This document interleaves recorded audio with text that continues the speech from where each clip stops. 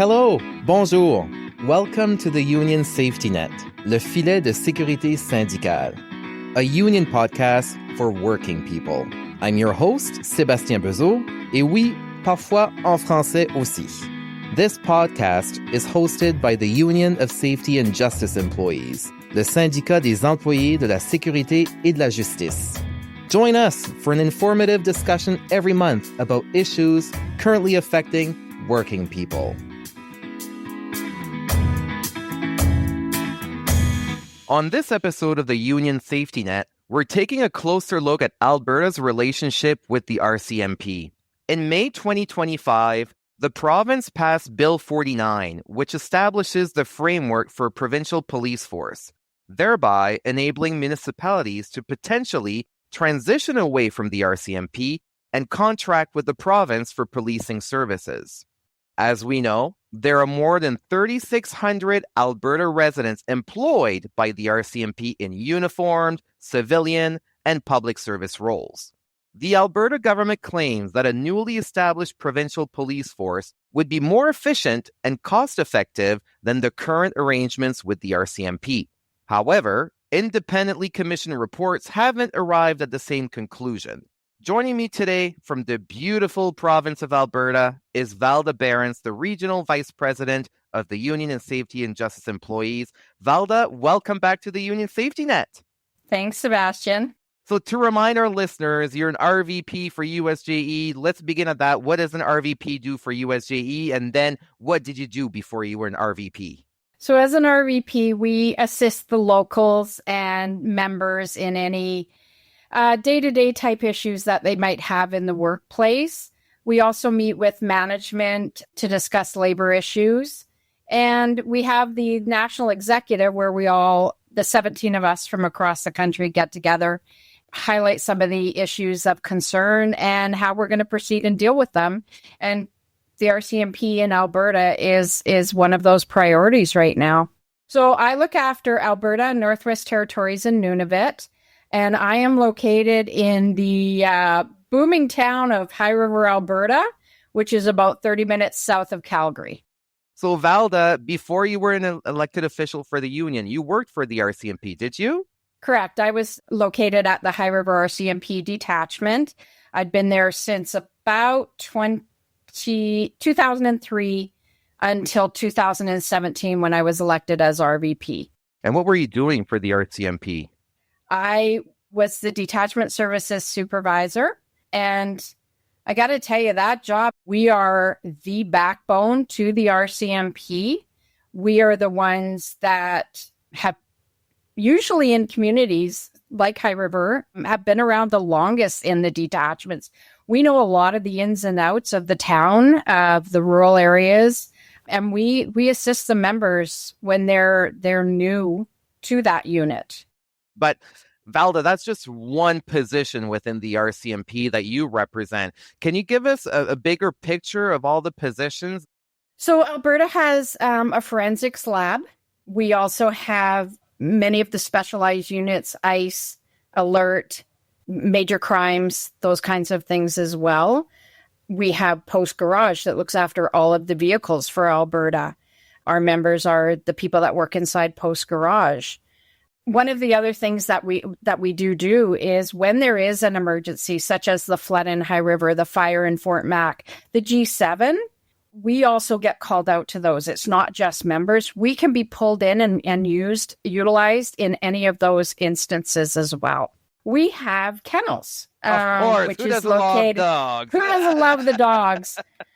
They are located here in Innisfail, which is just between Red Deer and Calgary.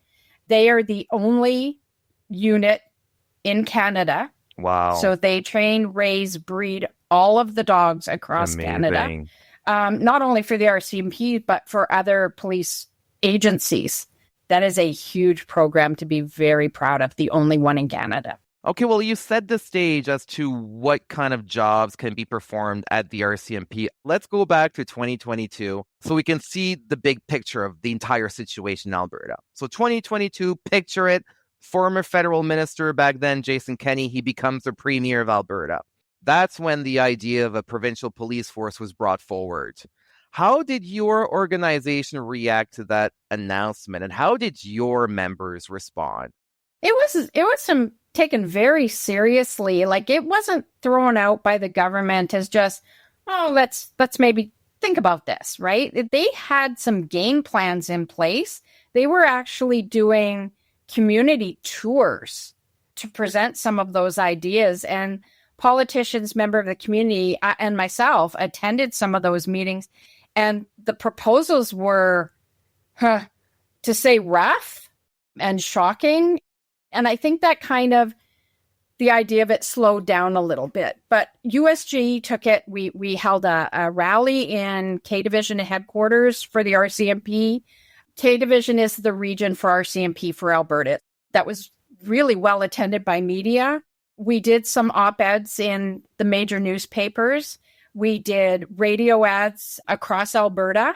We did newspaper ads across Alberta to bring the attention to not only our members, but Albertans to follow what this government was doing in regarding having a police force and the police force of choice in Alberta. RCMP, we have the history, we have the knowledge, we have the experience, where if you're bringing in a new provincial police force, they don't have that. You're building from the ground up. And we all know, working in the RCMP, that, and I'm going to use a simple one, like a dog barking call out in rural between a couple of rural neighbors, doesn't always end as a dog call. It can escalate to an assault. It can escalate to a firearm incident. It can escalate to so many things. Our members know that because we've been around for so long that these things don't always get called in as they appear. Fast forward to May of this year, the new Premier Daniel Smith's government, they adopted Bill 49, which will ultimately provide municipalities with the option of contracting the provincial police agency instead of the RCMP for policing services. So, how did USGE react then, and what are you doing now? Because now you have legislation that's been adopted. So is it game over? No, so it's not game over. I don't feel it's game over. We are meeting with politicians, with MLAs to discuss what having the RCMP in Alberta means and trying to get an idea of where they're thinking and where they think they want to go with this. So we've been meeting with MLAs. What USGE did was we created a designated website, ServingTogether.ca, where we've been going out and meeting with our members. We've been doing interviews with our members and then posting these interviews so that we have a reference for these politicians and these MLAs to see who it affects. They see the face of who it affects. They can see what these people do, because a lot of them, when we met with them, had no idea what we do. They're going, oh, well, you're just admin. You process paper, which is 100% not true. We are so much more than that. And having them access this ServingTogether.ca website and leaving behind our lobby kit presentation with them, it gives them some more things to think about before any decisions are made. We've tried to get a meeting with Danielle Smith, with Mike Ellis, but it's been a little bit difficult. They're not really on board yet to meeting with us. So the way to get to them is through the people that work with them through these MLAs. And we've been encouraging our members to go and meet with their MLAs as an Albertan, not just as an RCMP employee, but as an Albertan. And what we know is that a lot of our members are female in these roles, and there's 875 plus of us. So if we lose these positions, you are going to lose these members in your communities, in your small rural communities. That has a huge snowball effect. And again, the province hasn't provided a game plan. They know it's going to cost money. They know there's going to be an initial startup. But that's it. I don't think they have a real clue of what this is going to look like. But Valda, let's be real here. We're talking Alberta. If it's one province that could afford it, it would be Alberta. Money's, it's an issue for everyone, but if it's one province, it's not that big of an issue. It would be that province, I guess. So how are your members reacting? We've been meeting with the rural municipalities of Alberta, and we have an upcoming engagement with Alberta municipalities because these are where the town councillors, the reeves, the politicians are getting together to discuss what looks like is going to happen. I don't think truly money is an issue in Alberta. If the premier decides to go forward with this, the money's going to be there. And if I were a member, wouldn't I be thinking, well, if there's a provincial police force, can't I just slide into that job? Well, that's just it. When she has made comment to us that, well, we're going to need people, so they're just going to roll in. But you're creating a staffing issue. So how does the RCMP staff promote and get the people they need during this transition time? Like, who's going to come work for the RCMP if you know in 2 years you're not going to have a job? And I'm sorry, isn't the RCMP already understaffed? We are very much understaffed, and I don't know how a provincial police agency is going to find people when nobody else can either, right? But we have a commitment as a government employee. We stick around. We're not jumping companies. We stick around. And if you go to province, who says that they bring in someone in Okotoks or High River isn't going to want to go to, St. Paul in the north and move around like that frequently. So you're going to lose that connection to your own community. Right. And who says it's not going to snowball? If we go, BC, Saskatchewan, they're looking at sheriff or marshal programs. And we've seen what's happened in Surrey. They haven't been able to staff. We've seen what's happened in Grand Prairie. They can't staff. So this thought of a provincial police force is creating a lot of issues with staffing. And a lot of uncertainty, I guess, what I hear from you is expressing on behalf of your members, because there's a lot of information that just hasn't been put out there, how the transition would happen, how the problem of staffing would get resolved. So to be honest, how does this bill affect the average Albertan? If I'm not employed by the RCMP, why should I care who answers the 911 call? As long as someone picks up. Okay, so again, I'll just use where I'm located in High River. If we have 17 members assigned to the rural around High River, and the province comes in and they do a super center, which is what they were maybe suggesting. So they're looking at combining Okotoks, High River, Turner Valley, and possibly Nanton. They put in a center in Okotoks. Sure, they can advertise they're going to have so many more members available for a call, but do you know what the radius is going to be? It could take a member 2 hours to get to the outskirts of that radius. And as an Albertan, if I'm calling 911, I don't want a 2-hour wait. No. I want to know I am going to have someone there that's got the skills and the qualifications and the knowledge and the experience to deal with whatever my issue is, right? That terrifies me. The thought of someone being responsive time of 2 hours or an hour or 30 minutes is terrifying, because 911 isn't like, okay, stop fighting for 30 minutes till they get here, or, they've stolen my vehicle. Right. Right? So. Well, Valda, it seems like there's issues within the RCMP in terms of level of servicing, staffing. If you can't staff, you can't service ultimately at the optimal level that you want. And maybe a provincial police force doesn't sound like it's going to solve those problems at the root itself. So I'm going to ask you the double jeopardy question, Valda.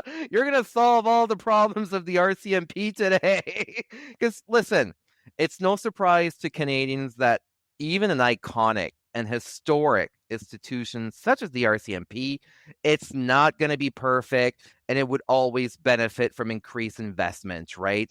So what's your take on the RCMP? What's the magic solution to policing services in this country and in your province? Take that money that you're using to start a provincial police service and the sheriff portion of moving to a fully qualified, similar to an RCMP, and invested in the RCMP. Any business, any organization has issues, right? Nobody's perfect. We can always improve.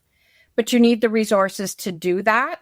And they have not been giving that to the RCMP. They have been taking that money and they have been using it to start a provincial police force.